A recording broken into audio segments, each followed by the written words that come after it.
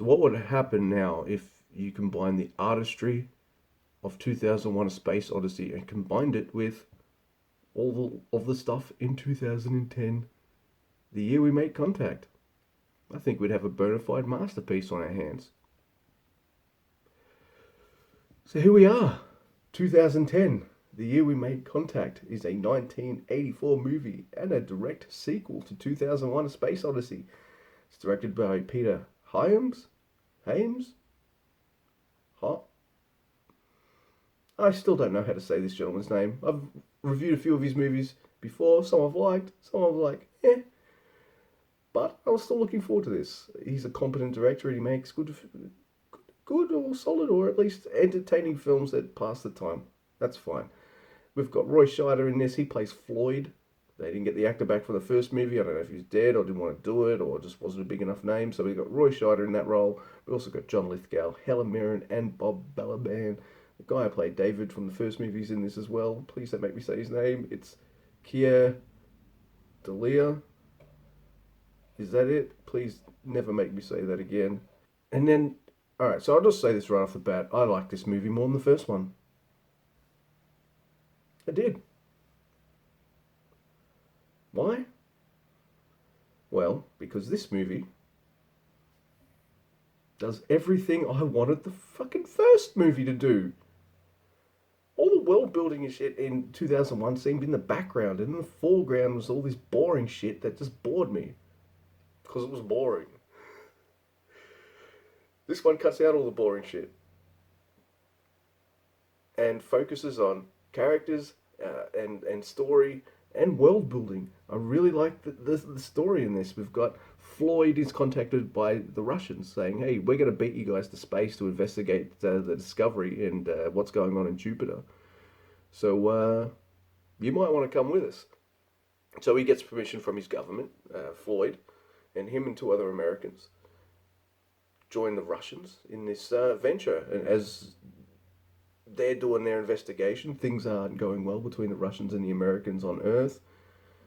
And you've got all of this world building stuff that I really liked. I really like how they expand the story and answer some questions. I can imagine some people being disappointed at some of the answers to these questions. Me, I was just like, awesome. Why couldn't all these be answered in the friggin' first movie?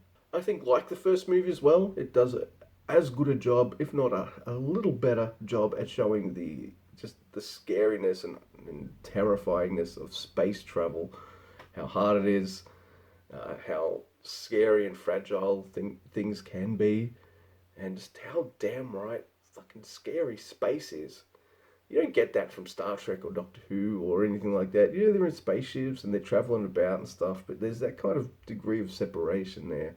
You're not really confronted with, there's a spacesuit here and I'm in a spacesuit right now, almost hyperventilating. If something goes wrong, there's no one to help me. I'm fucked. Like, I'm done. And that really came across really well. I really like the tension between the US crewmates and the Russian ones. Oh man, I just much prefer how they handle everything in this movie. The story is always engaging. They don't answer everything, but they answer enough to satisfy. I don't mind not having all the answers, but I do appreciate having some, or at least kind of knowing what's going on, or sharing in the mystery with the characters as well. This movie had a lot of good things going for it. The performances are fantastic. There's some wonderful character moments in this movie.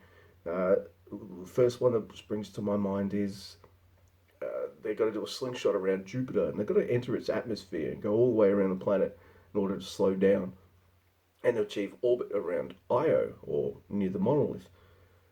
And everyone is too busy to really be scared except for Floyd, who doesn't have anything to do because it's not his ship, it's all Russian. And a Russian crew member joins him and they just kind of hug this whole time. They're all terrified. It's another really good sequence with John Lithgow and a Russian gentleman on this kind of space. Well, they're going from their spaceship to the Discovery, and just John Lithgow's like, I'm an engineer. This is way out of my experience in the league, and he's just like terrified, which is incredibly well done. And then there's also the relationship with Bob Balaban, who's the creator of the HAL 9000 and all these interesting kind of artificial intelligences. He wants to know what happened to HAL, why he went mental and killed everybody. I like the resolution of that story. I like kind of how it plays out towards the end, which leads to a really genuine, heartfelt moment between Hal and Bob Balaban's character.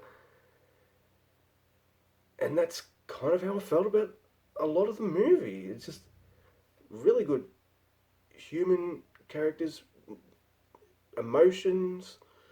I was in for the entire thing. It doesn't look as beautiful as the first movie, but I feel like in a lot of the first movie they're showing you like the commercialization of space and things like that.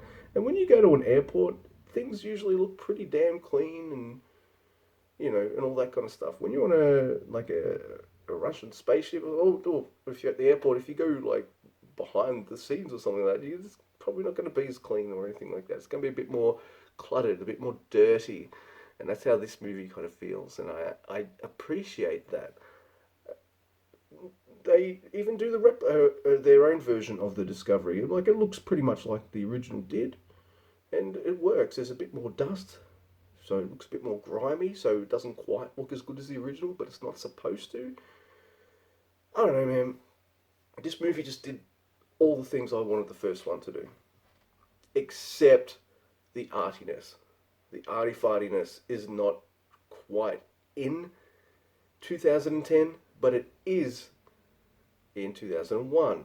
So if you could somehow smush the awesome story world-building elements of the first two movies, especially the second, with that kind of arty-farty imagery from the first one, you'll probably have an even better flick.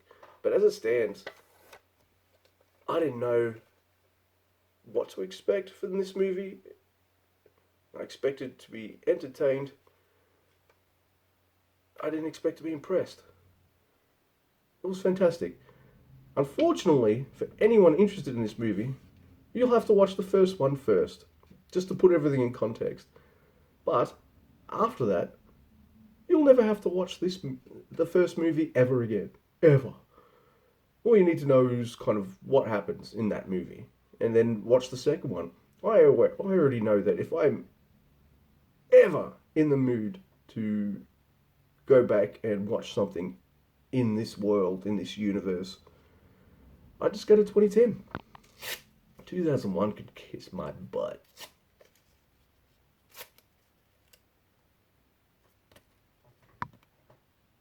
Give you a like, dislike, share, and subscribe.